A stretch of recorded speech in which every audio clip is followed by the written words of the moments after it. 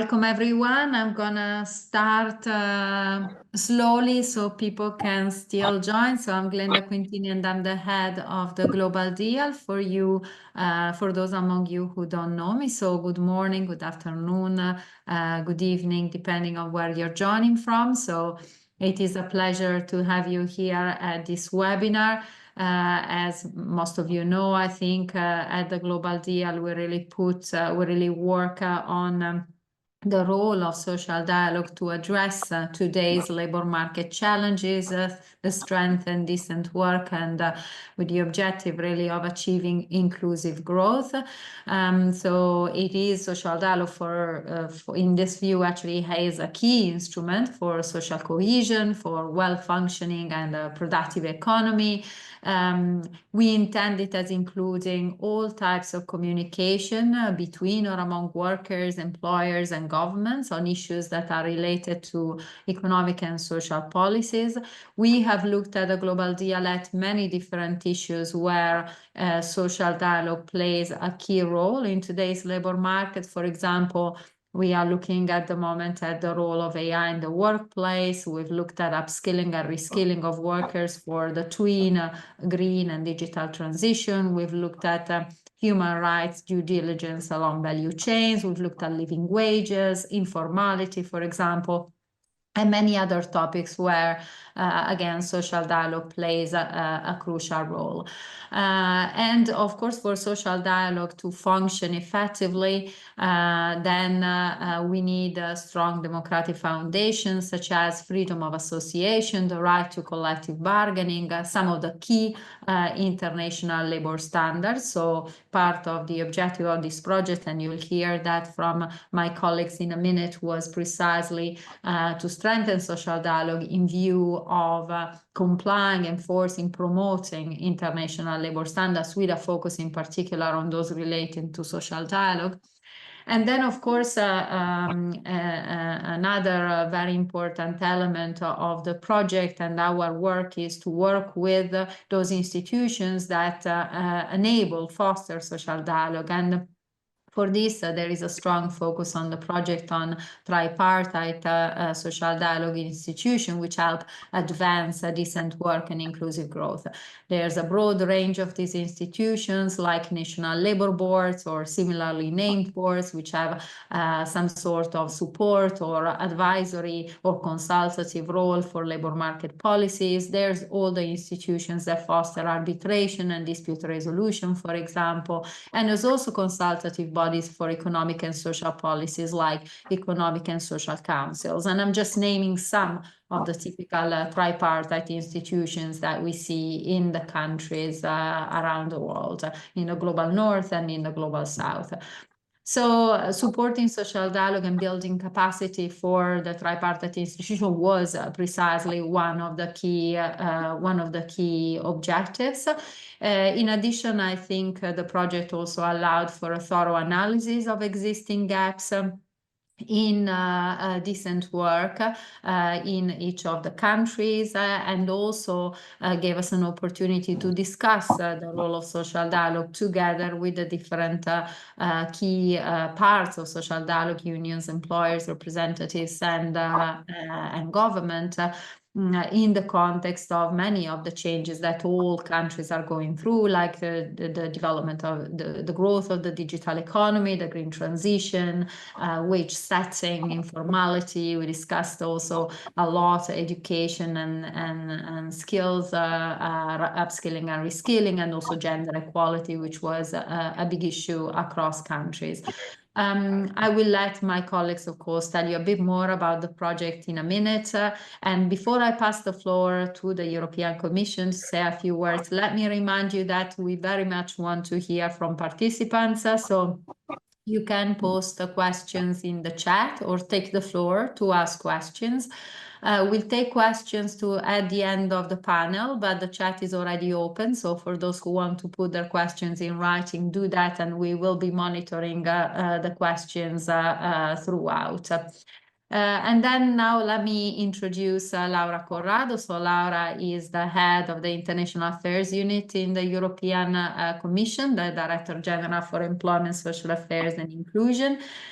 She's been working with the Commission since 2001 in many different roles and on a variety of topics like migration, integration, visas, borders, and data protection.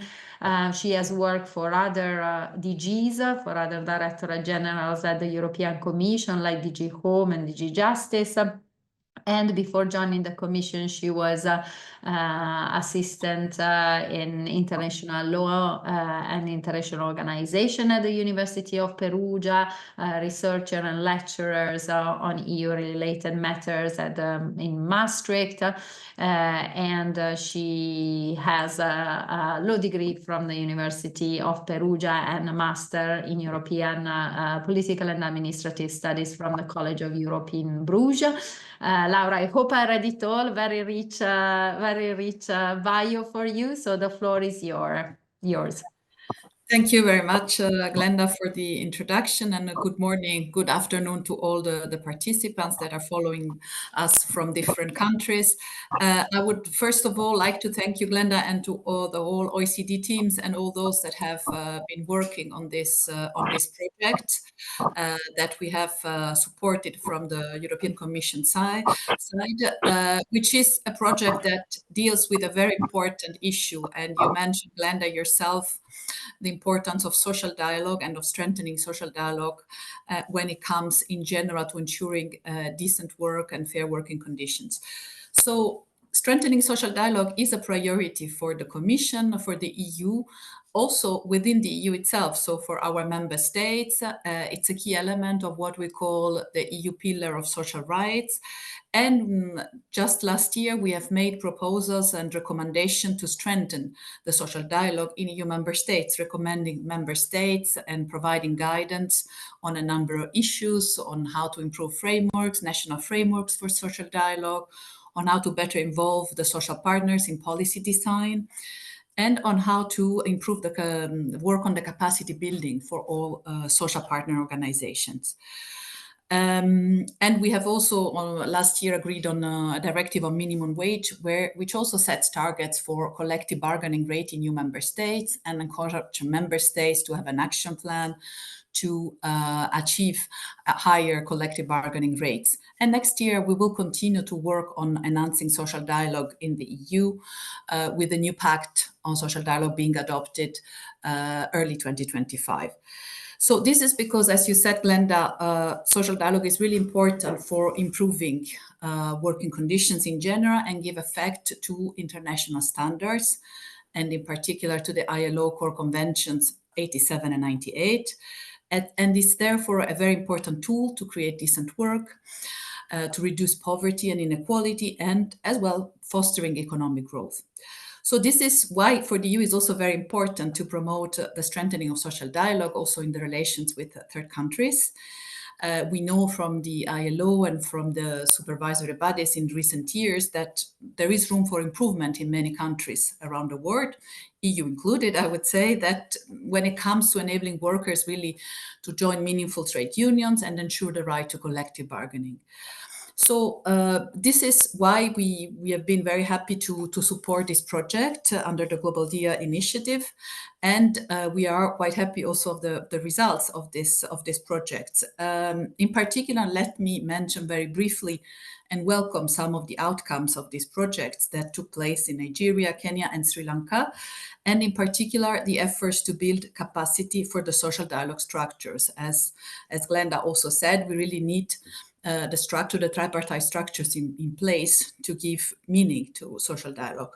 So there have been studies, of course, assessing first the situation in the countries concerned that have allowed to identify the challenges, the specific challenges, and how they should be addressed. For example, in Sri Lanka, welcome very much the training course that has been done for the International Training Center by the International Training Center of the ILO, together with the National Institute of Labor Studies. or the training session in Kenya as regards enhancing the functioning of the National Labour Board. Same in Nigeria, with training and workshops focusing on the National Labour Advisory Council and the Industrial Arbitration Panel. So I want just to reiterate that we are welcome very much. The project has been concluded successfully. And of course, now when a project is over, it's not the end of it. And hopefully it will not be the case, because we are confident that there will be commitments now to continue the good practices for the future in order to strengthen the capacity of the social dialogue institutions and equip all social partners with the tools needed to engage in dialogue across various levels. In this regard, let me just take the example of Kenya. And I mean, it's just an example. There are surely many others in the other two countries concerned. That one of the outcomes was to develop an action plan for improving the functioning of the National Labour Board, so for the future. And this is very good, because it means that there will be actions in the future that will continue to work towards enhancing social dialogue. So just let me conclude and then leave really the floor to the experts and to those that have worked on the ground on this project, to highlight that social dialogue is particularly important in times of economic crisis and times of major reforms, where it is really important to bring together different stakeholders, different parts of society, and work together to address the challenges of the country, the socioeconomic challenges in particular. And I will conclude also by saying that given the success that we have seen in this project, we are now planning to have a second phase or an extension of the project that would cover also other regions and countries, building on the experience and learning the lessons from this first phase of the project, I would say. And so we will continue to work with other third countries together with Glenda, the OECD team, and other partners to really promote and enhance social dialogue in third countries. And now, without further ado, I give the floor to the other speakers and to the experts to really provide the details of the projects in the different countries. Thank you very much. Thank you very much, Laura. Many thanks. Many thanks for the support for the project, and also for the continued trust for the next leg, the second part that will start, that is starting now. Let me now give the floor to my colleagues for a presentation of the synthesis report that brings together the key findings of the work with the three countries. So Isabel, the floor is yours. Yes, thank you. Thank you so much, Glenda. And yeah, big thank you to the European Commission and the generous funding they provided us with. And we are very happy to see our partners from Sri Lanka, Kenya, and Nigeria, and also to see so many participants. So before we delve into the discussion, we wanted to give you a quick overview of the project, of our achievements.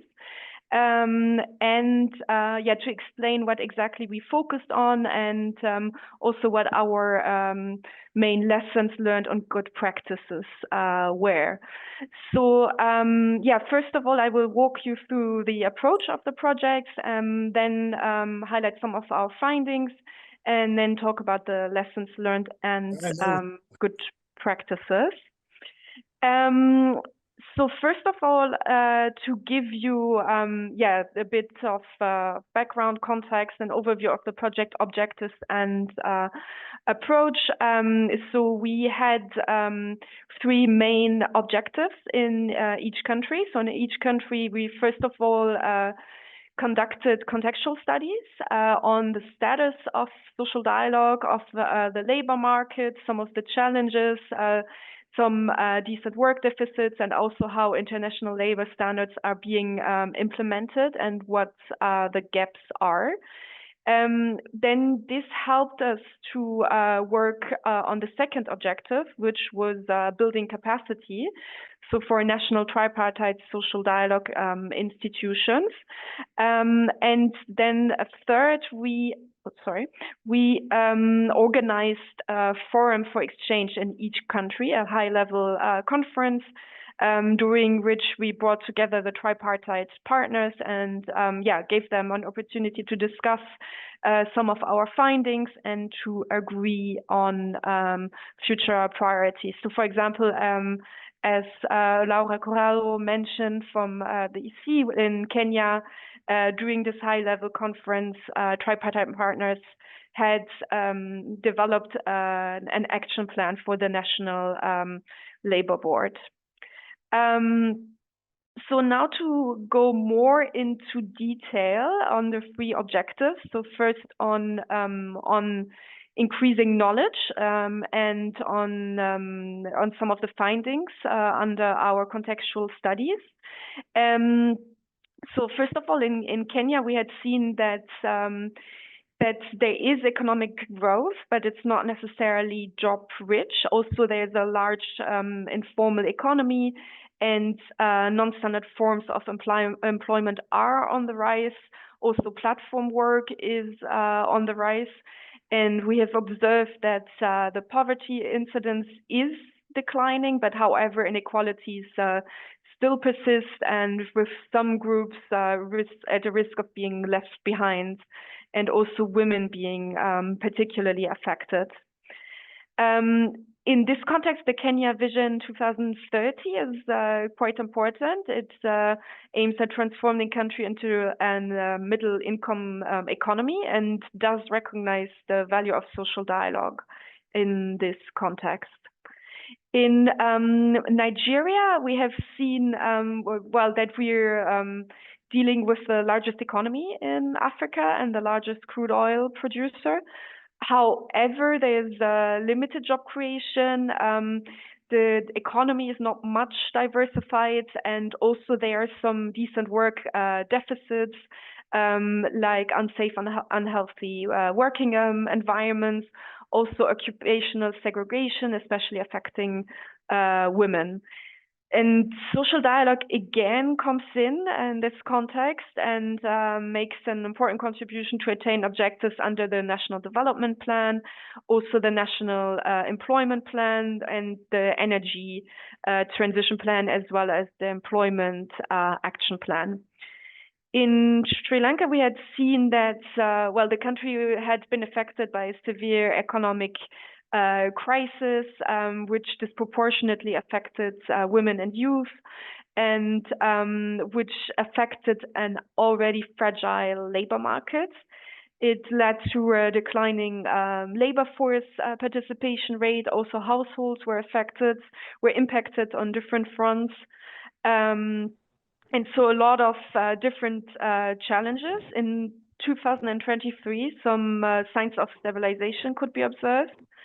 However, there are still quite some challenges, and again, social dialogue is key to address some of these. So at the time we conducted the contextual study, and at the time of the conference, we could see that reforms were ongoing, and it was highlighted that social dialogue, social partners play an important role to make these reforms more sustainable and more inclusive over time. Then under our second objective, so under our capacity building component, so we implemented training in each country. In Kenya and Nigeria, we conducted face-to-face training together with the ILO ITC. So in Kenya, this was done in December last year, and it's the training focused on strengthening social dialogue, tripartism, and to strengthen the capacities of the National Labor Board to address some of the labor market challenges. In Kenya, this training was implemented so earlier this year in February, and again with a focus on strengthening social dialogue institutions, also a strong focus on conflict management and dispute resolution. In Sri Lanka, we had a slightly different approach. So we had a hybrid, so we implemented a hybrid training. And actually together with NILES, so which is the National Institute for Labor Studies. And so there was the first phase of the training that took place online over 5 weeks period. And then we had a second phase that took place in person. And so together with ITC ILO, and here, yeah, the focus was a bit different as we were able to at the same time build the capacities of NILES, and we will hear later from NILES how this has impacted their work and how this has helped them to implement similar training. Then with regards to the third objective, so we organized high-level conferences in each country, and yeah, during which we had the opportunity to present the findings from our contextual studies and to discuss priorities by countries. We could see, even though we're dealing with countries that present very different, that are confronted to very different challenges, some of the priorities discussed were similar. Often we heard that social dialogue was key to address the twin transition, so to support transition to a green economy, to support a just transition, and also to support the digital transition and to address decent work deficits in these contexts. So in Kenya, so yeah, as mentioned, an action plan was developed for the national labor boards, and then some of the priorities discussed included supporting skills development, also supporting formalization of jobs and enterprises, and also strengthening the labor inspectorate. In Nigeria, so we also had a strong focus on dispute resolution, on industrial peace, and how this is important to improve industrial peace and increase productivity. And so what social partners discussed was to, or they agreed on involving social partners more in reform plans, and also to strengthen collaboration on skills development, to include the social partners more actively in the National Employment Council, and also to increase meetings of the National Labor Advisory Council. In Sri Lanka, during the high-level conference, there was a strong commitment from the government side and also from a social partner side to further promote bipartite and tripartite social dialogue. And social partners especially referred to the importance of social dialogue for skills policies, to strengthen skills policies, to support formalization, and to accompany labor market transformations. And in Sri Lanka, some of the priorities discussed included focusing on the diversification of the economy, on strengthening labor migration governance, and again, supporting skills development, and also strengthen consultation on the new Employment Act. And now, finally, I would like to close with some of our lessons learned and good practices. Yeah, that we some of the things we learned throughout implementation of the project. So some of our main takeaways were first that it was key to, first of all, to have the contextual studies to increase knowledge and to have this close analysis of the status of social dialogue, and which then was quite instrumental for the training, to tailor the training to adapt to needs, and also to feed into the discussion at the higher level. And and then second, with regard to capacity building, the training that we implemented proved quite useful to strengthen social dialogue institutions, but also mechanisms. And well, to strengthen social dialogue to address labor market reforms, and especially, for example, in Sri Lanka, where labor market reforms were ongoing at that time, are still ongoing. In Sri Lanka, we had this particularity that we implemented the training together with NILS, and so it was also quite useful to build the capacity of NILS. We had a positive feedback that they felt that NILS felt more comfortable dealing with the topics of labor law and industrial relations. And I'm sure Shuranga will tell us more in a minute. Then finally, we also received some positive feedback about the high-level conferences we organized, which have helped to build relationships and also to support future social dialogue, and which also helped to showcase the added value of social dialogue, and which underlined how social dialogue can address labor market challenges. So this brings me to the end of my presentation. So thank you very much, and handing back to Glenda.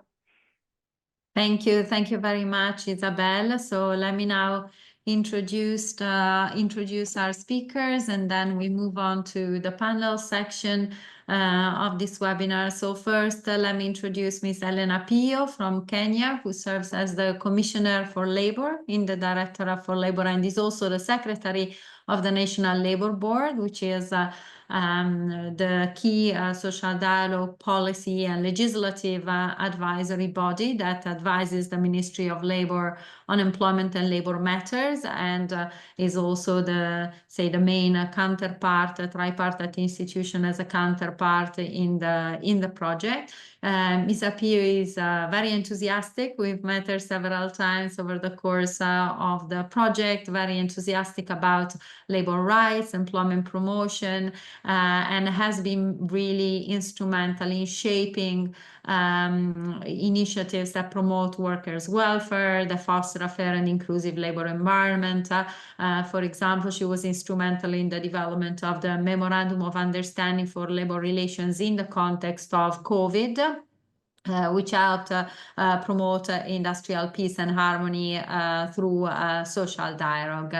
Then we have representing Nigeria, Johnny Olanrewayu. You will all forgive me for mispronouncing your names, I hope. Sorry about that. Who has a PhD, is a labor and industrial relations expert and a development consultant. She has a PhD. He has a PhD in organization and management, and between 2005 and 2016 served as the chief executive of the National Institute for Labor Studies. And has contributed immensely to the development of responsive labor education and industrial relations practices in Nigeria. He's also represented Nigeria in relevant bodies at the ILO Governing Council meetings and conferences in Geneva. And is currently an arbitrator with the Industrial Arbitration Panel, which was one of the two tripartite institutions that we supported in Nigeria. So for Sri Lanka, then we have Suranga Gunaratne, who is the Director General of the National Institute of Labor Studies, who was our key partner in Sri Lanka for the project, and he oversees the key initiatives in industrial relations, social dialogue, and labor research. He has more of 2 decades experience in public administration, has played a key role in fostering productive employer-employee relationship and promoting fair labor practices. He has an MBA and MSc in project management and several other relevant qualifications. We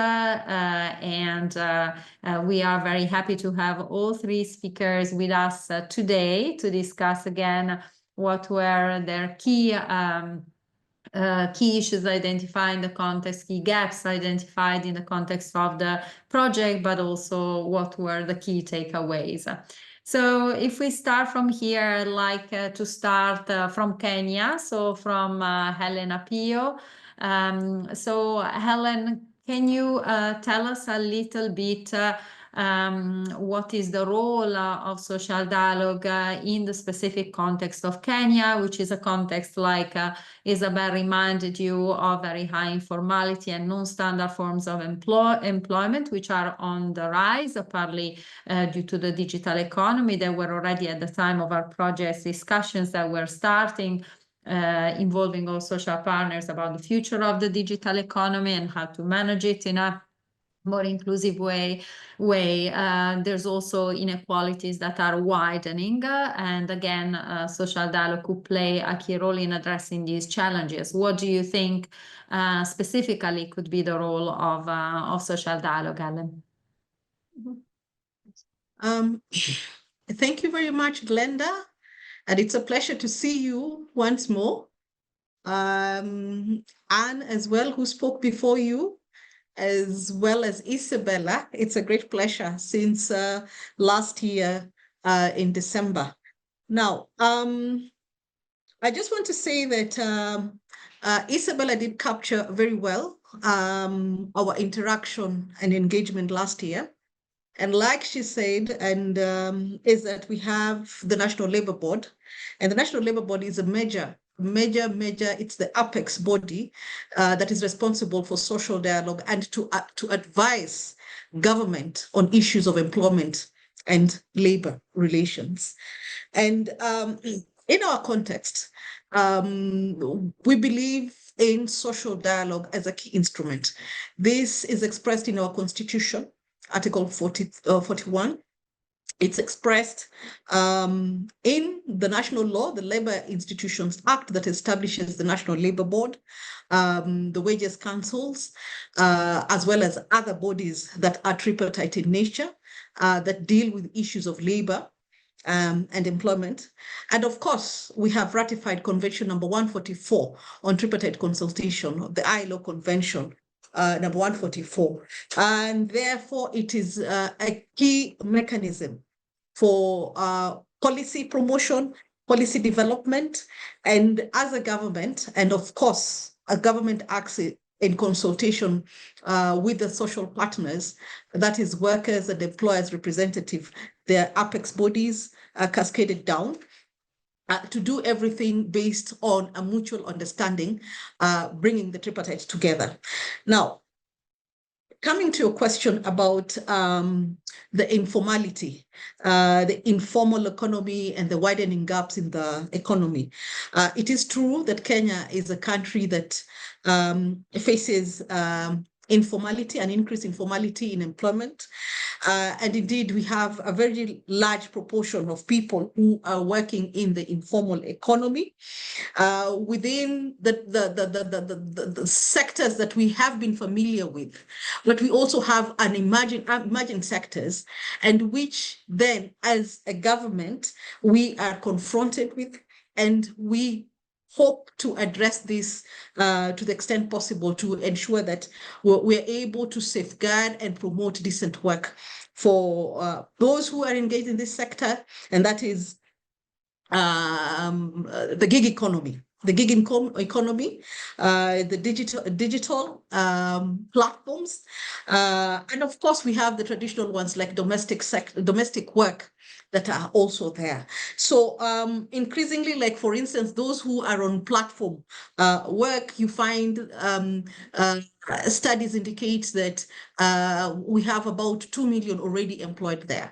Now with the COVID-19, we've had so many people working from home. So with that, as a government and with the cooperation of the workers and employers, we were able to come up with a novel way of dealing with issues of safeguarding workers' rights, but also ensuring that there is productivity by negotiating the Memorandum of Understanding, which is a tripartite document and which came up with unique and peculiar terms of work that safeguarded the workers' rights, but also ensured that the employers and business were able to run. And this was done within the context of we were not able to have the National Labour Board sit immediately because of the peculiar circumstances, but we have the framework of a national tripartite consultation, and which we had, and this was endorsed by the board at an appropriate time, and this was gazetted, and this really had the effect that then it was one given recognition in law as one that was applicable and for the sector to use. So in short, that is what I can say. But by and large, we've had various forums where we've had the tripartite discuss on how to address workers' rights in the digital economy, and we hope that in further discussions we'll be able to come up with new terms and conditions of employment, review the law, but also embrace those in the informal economy. Yeah. So in brief, that's what I can say for the moment. Over to you, Glenda. Yes, thank you very much, Helen. Absolutely, very, very important points about, again, the informality inequalities in traditional sectors, but also in emerging sectors, as you were saying. Very good example of the Memorandum of Understanding that you've already worked on. So it's a great example of how social dialogue was able to deal with a very complex situation, thanks to the collaboration among the social partners, and then also the plans to review potentially labor law and also to strengthen the representation of informal workers, which is already quite good. I mean, I think when we were there, we already saw how the unions, the major unions, were trying to represent somehow also associations of informal workers. So I was very impressed by the example and the extent to which they were interested and working towards a better representation of informal workers. And now let me move to Nigeria. So in terms of the situation in Nigeria, I think there was, as Isabel also highlighted, a key issue with very high unemployment and probably underemployment as well. The unemployment rate is the official unemployment rate, but then there's a very large share of those who are not included in the statistics. So many decent work deficits, including unhealthy and unsafe working environments, but also, like Kenya, an economy that is changing. So because of the central role, central dependence somehow economically on oil of Nigeria, so the transition to a greener economy, to different sources of energy, obviously has big implications. So that's also a transition to manage for you. And so for you, the question is very similar, given your context. What do you see as the role of social dialogue, and how can social dialogue support the objectives that are set out already in many of your programmatic documents, like the National Development Plan or the National Employment Plan, for example?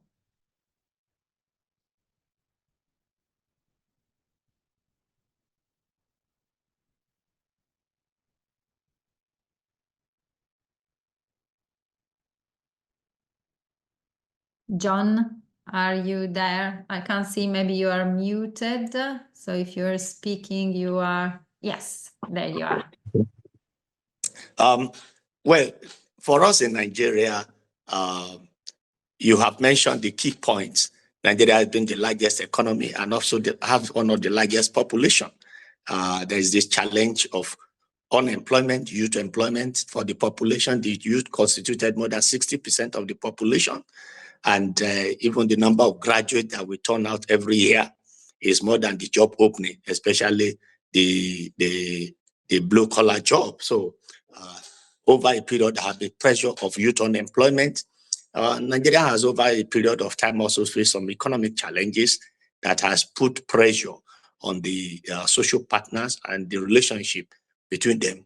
But social dialogue has played an important key role in keeping the industrial relation atmosphere very key. One thing that both parties have realized is the fact that Nigeria needs a peaceful environment to harness its potentials.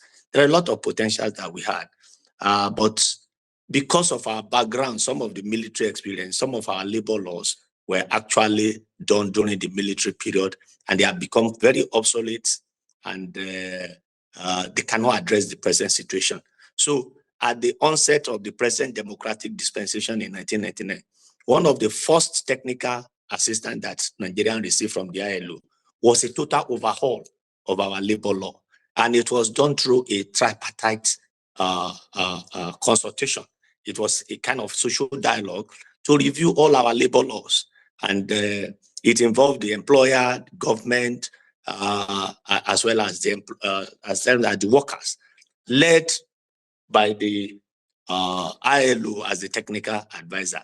I think one of the first things that we did was to try to bring a lot of this labor law under the Nigerian Declaration Project. Unfortunately, some of this law, even if they had been concluded since 2005, has still remained not passed by the legislature.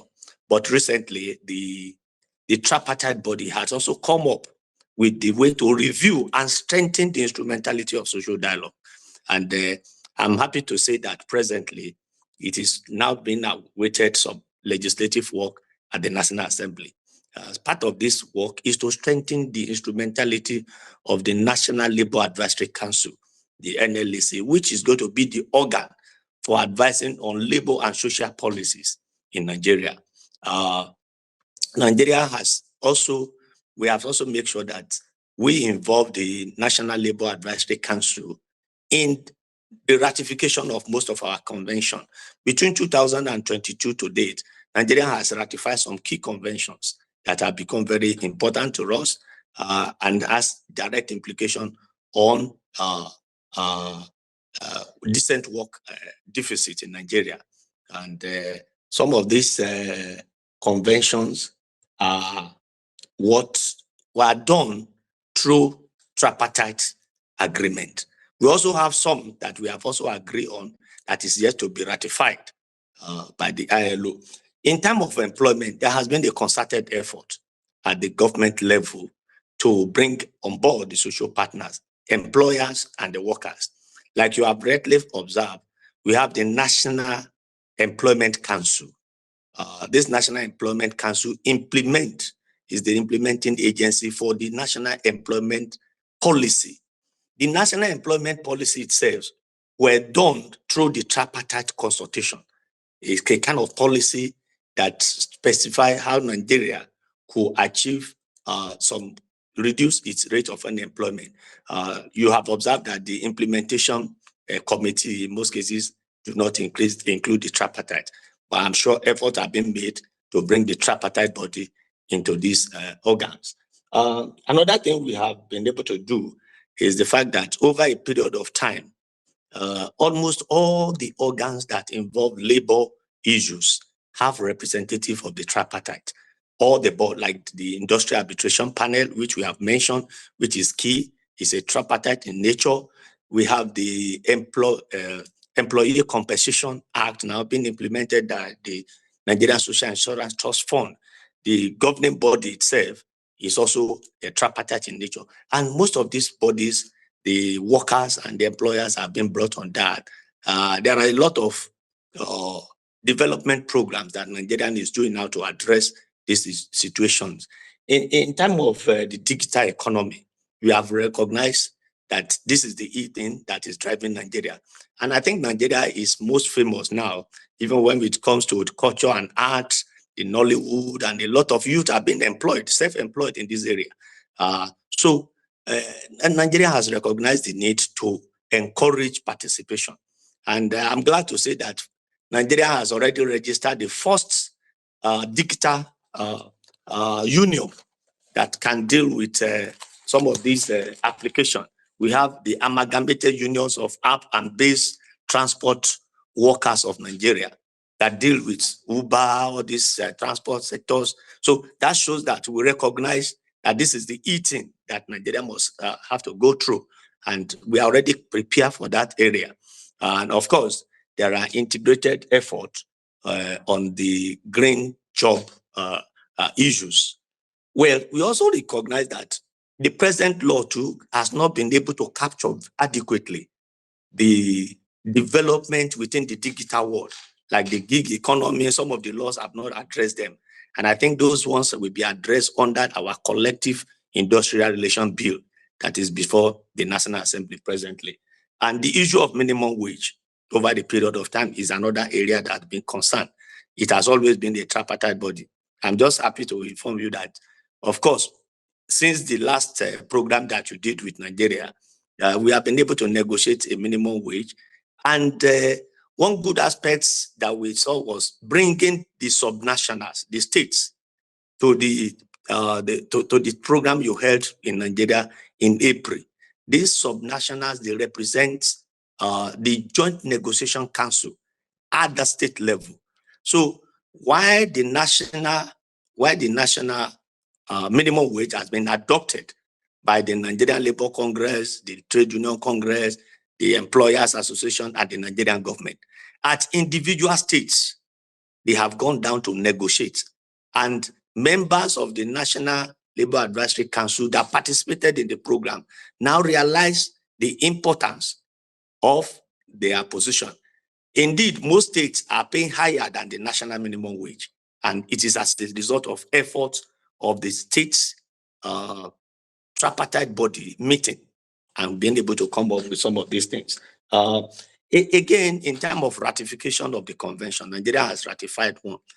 Prior to this period, if any of the convention has not been domesticated in Nigeria, you find it very difficult to implement them. But I'm glad to say that with the constitutional alteration in 2010, once a convention is ratified, the National Industrial Court, which is one of the dispute resolution mechanism, in fact, it is the apex court from where the resolution of National Industrial Arbitration Panel is reviewed. The National Industrial Court has the power to now implement and adjudicate on all ratified convention, whether it is enacted or not. So that has given impetus to the power of treating unfair labor practices and giving impetus to a lot of labor issues.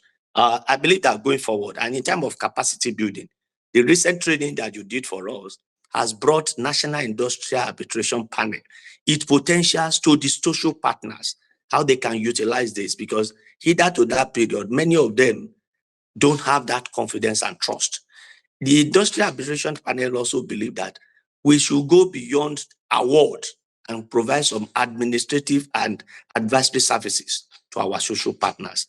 And I think that is what we intend to do, pending the passage of the national laws that are before them. So for us in Nigeria, social dialogue has been a very veritable instrument for getting our developmental goals, because industrial peace and harmony is very key. And in terms of the informal sector, which is very large in Nigeria, just like our population is very large, but there are concerted efforts now to make sure that we organize the informal sector. First, under the Employee Compensation Act, we are trying to extend social protection to the informal sector. That one is being done presently. And secondly, the Ministry of Labor is trying to organize the informal sector by providing some form of inspection for them and in kind of advisory program. So these are latest efforts that we're doing. But I must say that we can do better when some of the observations you made are well noted to the Nigerian government, and efforts are being made to integrate the social partner more in terms of development projects. Where some of these, though they are involved in policy formulation, but when it comes to implementation, monitoring, and evaluation, we want to involve the key stakeholder because they are part of the people that know. And in terms of education, there's already a stress between the employers association and government officials and institutions. So these are some of the key points that we're trying to do in Nigeria. For now, this is what I would say, and I thank you for the opportunity. And I think I'll still be able to make if there's any other thing to say. Thank you. Thank you, John. Thank you very much. I think you've made many very interesting points. I was particularly interested in your the initiatives you mentioned about representation of some of platform economy, for example, and you were talking about unions for drivers like Uber and other similar self-employed individuals, and intensifying inspections, for example, but also strengthening the instrumentality of the National Labour Advisory Council, I think. So many thanks, and many thanks also for giving us an idea of where Nigeria is going. Now let's move over to Sri Lanka, Suranga, for you.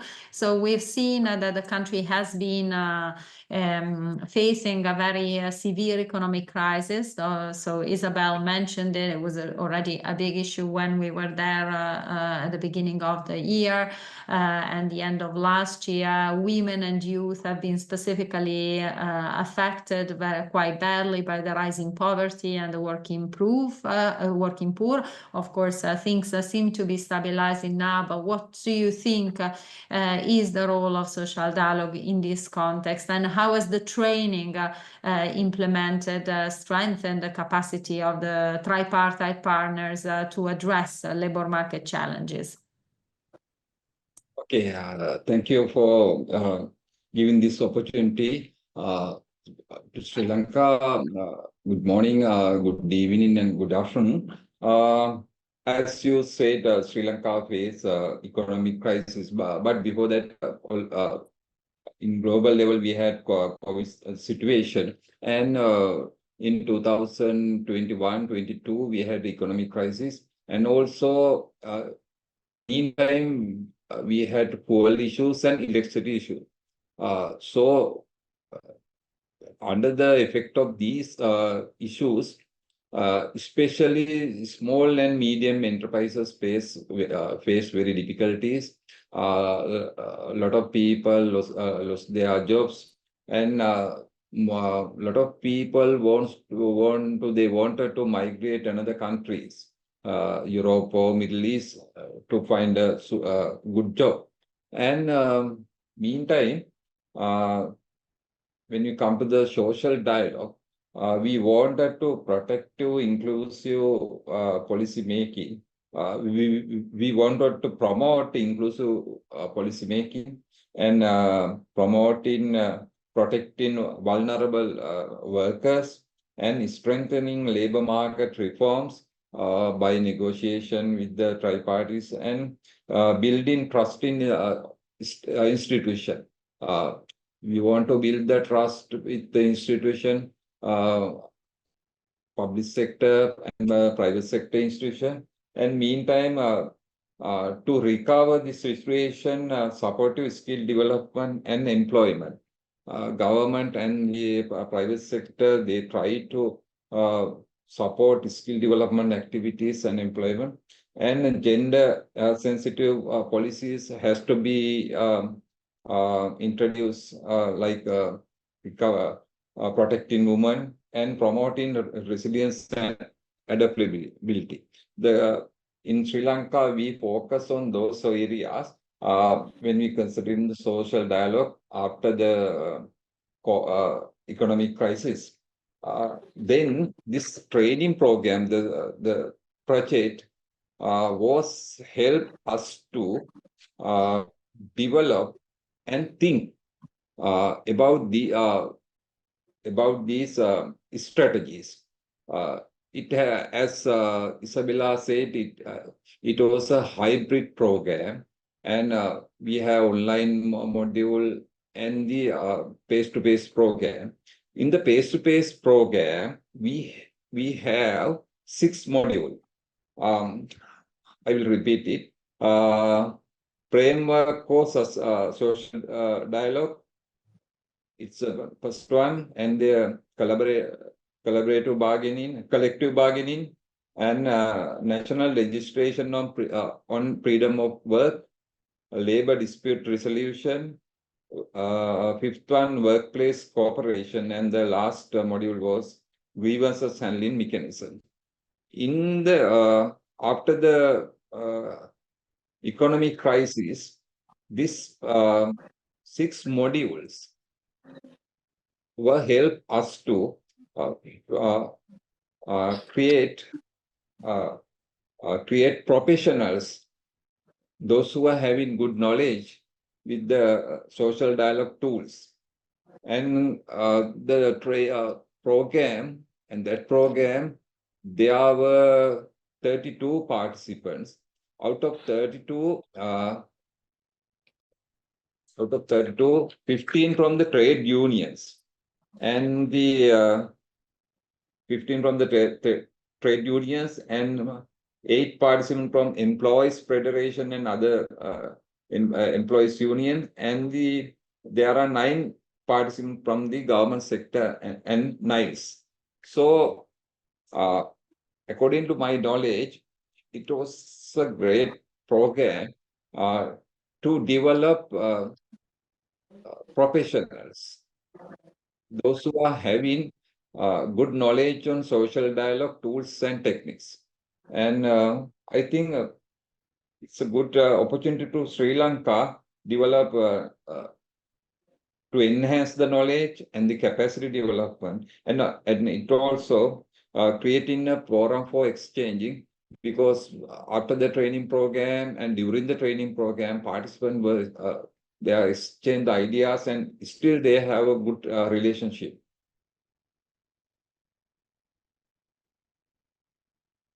I think this training program create help to NILES.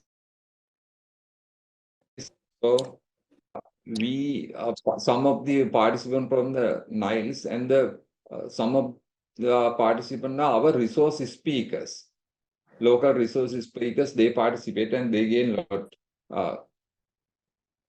That's all from my end. Thank you, Surang. I think we are very close to the initially planned end. Of course, we can continue a bit beyond 3:30, but maybe just ask you to be brief. The second round of questions that we were thinking of is for each of you to tell us a little bit what you thought were the key takeaways from the project. So maybe I will start with John. John, you want to go first and tell us a little bit what, in 1 minute, really what were your key takeaways from the project? Well, I think the key takeaway is the recognition of the social partners in Nigeria, that we need to work together and see the development of the country as of concern to all the parties. Secondly, is for the stakeholders to have trust in the institutions of dispute resolution. Prior to this period, most members of the subnationals do not know the benefit of industrial arbitration panel and other bodies. I think by bringing us together, the use of arbitration as a best alternative dispute resolution is going to be enhanced among our participants. And secondly, there is also the need for some of these institutions to embark on awareness campaign, on sensitization of the stakeholders on some of the key benefits of the services they offer. It's a challenge to National Industrial Court now that we have to work with the members of the National Labour Advisory Council, with the Employers Association, with the trade union, so that they have confidence in the services we provide. And of course, it has also shown us that we can expand the scope of our operation without necessarily breaching the law, like offering advisory, training and development for our members. I think it's a good exposure. And of course, the importance of social dialogue has been emphasized. Nigeria need to use social dialogue more. Gone were the days when decisions are taken by one party and imposed on other. Where we have a collective decision making, that we can guarantee peace and harmony. And this is what we're doing. And of course, collectively, both parties all the tripartite has now resolved that we can only work in an atmosphere where we have good laws. So there is a concerted effort to pursue the pending legislation to make Nigeria to be of international standard as specified by the ILO conventions. I think to us, these are some of the things that we learn.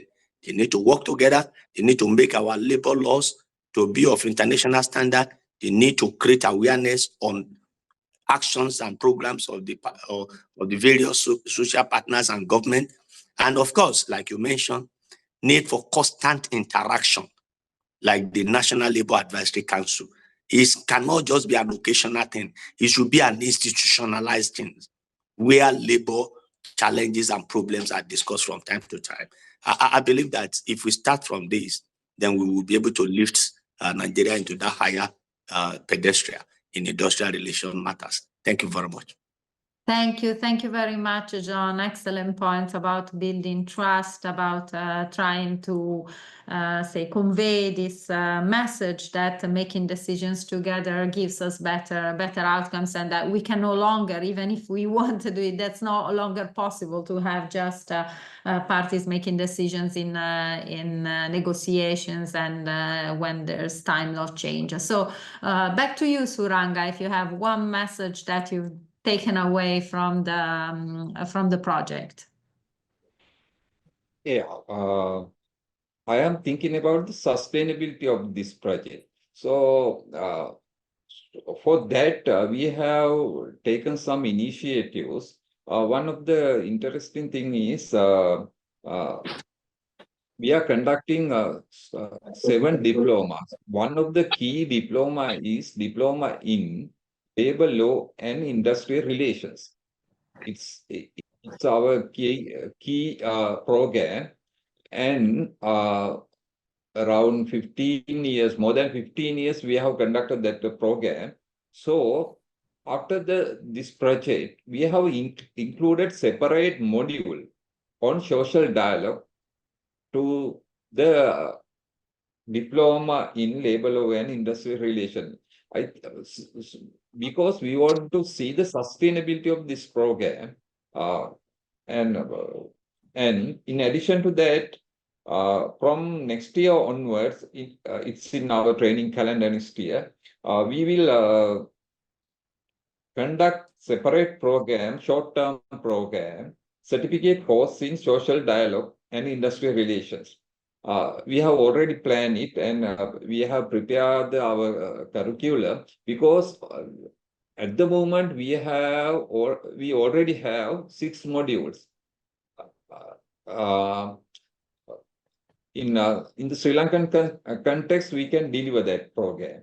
So finally, we had one issue.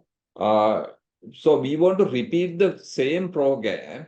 Last year we had the program. We want to repeat it. But when you come to the repeat it, we had an issue with the ILO training component. ILO ITC training component funded by the Global Deal, OECD, and European Commission.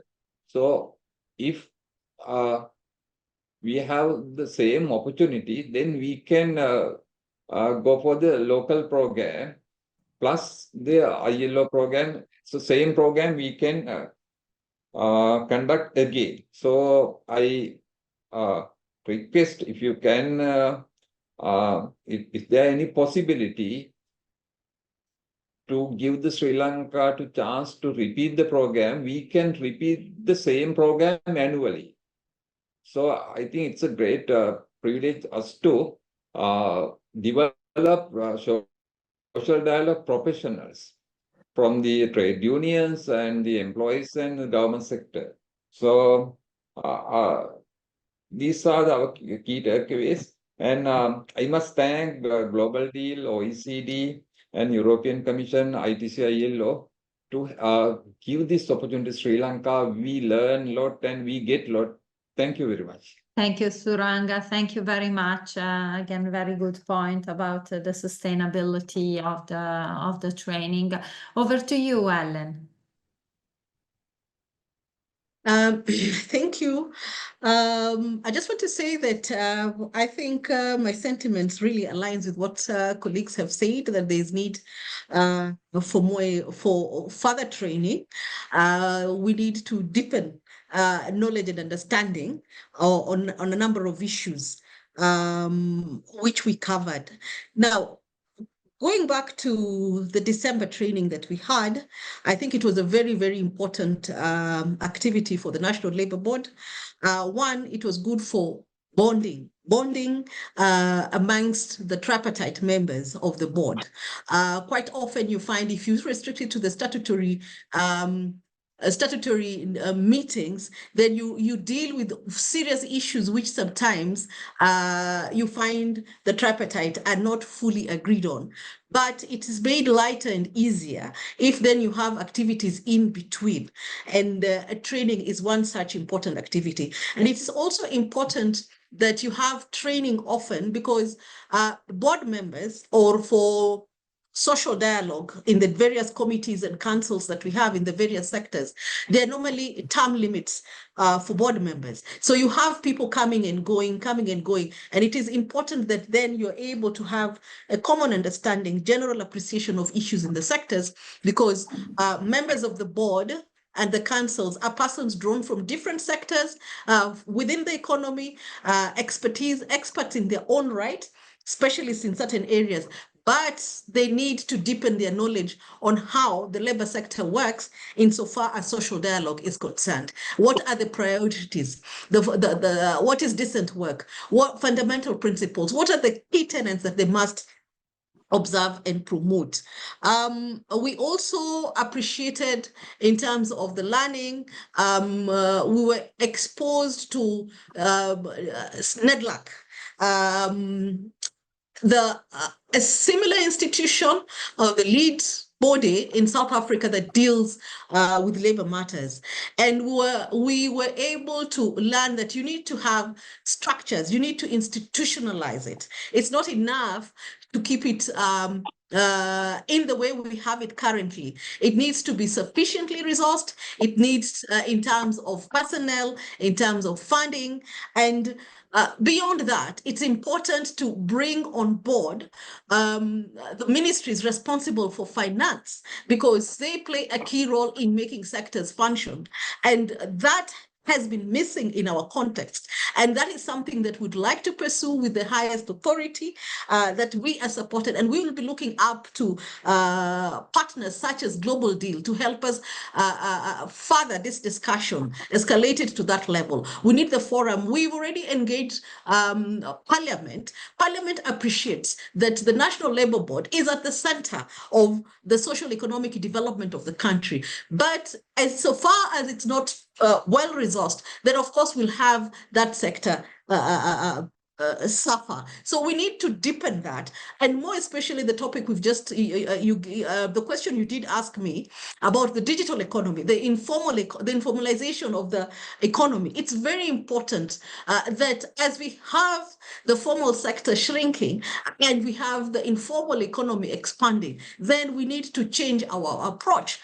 Whom do we need to bring on board? The unions, as we know them, have traditionally organized in the formal sector, and so have employers. So how do we bring in the majority who are out? So we need to do that. Parliament has recognized that in our discussions with them. The many times we've appeared before them, including the presidency, and we need to review the law. The presidency has given the go-ahead that we need to at least review the law if we hope to find employment and decent employment for the many youth that we have in Kenya. Then we need to review our national labor laws. How do we do that? And this is this is uncharted waters for us, and we really would want the assistance so that we're able to define things properly and come up with a framework that would really help the economy. So in brief, Glenda and colleagues, for us, we would like to deepen social dialogue, also to have an exchange. It is good, the exchange we're having. I'm seeing my colleagues from Nigeria, they have an industrial arbitration panel. That is something we're working on. And we have cases that have gone to court, but we can't have everything going to court. We need to have this resolved under alternative dispute resolution mechanisms. Now, how do we have one when we have parties working in the informal economy in different jurisdictions? And there are very many who are in that sector.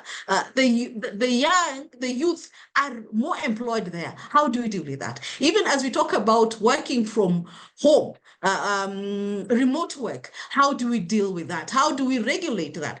Because we can say it's easy and flexible and good, but there's a lot of exploitation sometimes. It's also very disruptive to business. So how do we ensure that there's fairness, there's justice, there's equity, and we have the economy thrive? So in brief, or in closing, we really would want to deepen social dialogue, not just within the tripartite we have, but with development partners such as global deals, and we really would welcome that. And the same goes also for issues of skills. We have dialogue on our own, but we need to escalate it. So in closing, I think that is what I would say, and we trust and believe that our dialogue with you will not end today.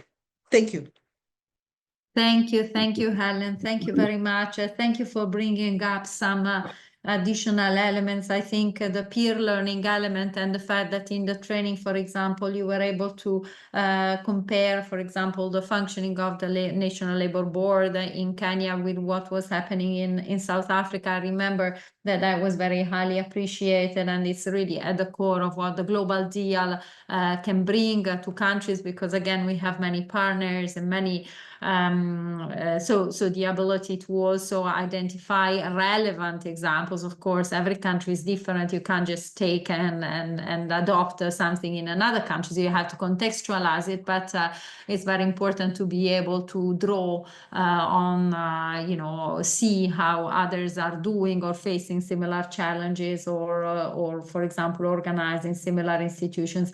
Also, thank you for bringing up the financing element. I think, again, it's something that came up very strongly in Nigeria as well. I remember when we had a discussion that in fact the whole arbitration and dispute resolution institutions were actually underfunded. So similarly, as you were saying, Helen, on the front of the National Labour Board. So it's very important that there have to be the right resources invested in strengthening these institutions. So we're coming to the end of this webinar. I'd like to thank very much all the participants, all the panelists. It's been extremely interesting to discuss with you again these topics. And like Helen said, I very much hope this won't be the last time we meet and discuss these issues. I'd like to thank, of course, again, the European Commission for their trust and their support to the project, and also the participants more broadly. There's other participants from the same countries and from other countries, so it's a pleasure to see that. Also, like it was announced at the beginning by Laura, we are starting, thanks again to the continued support of the European Commission, project that is very similar in structure. So we very much hope that the lessons learned also from this work that we've done with the three countries here, Kenya, Nigeria, and Sri Lanka, will be important for them, and maybe there'll be some cross-fertilization once we get into the core of the work with the new countries. So thank you very much for participating once more. It's been extremely interesting to discuss with you. Many thanks, and again, we'll be in touch. This won't be the last time we discuss these issues. Thank you very much.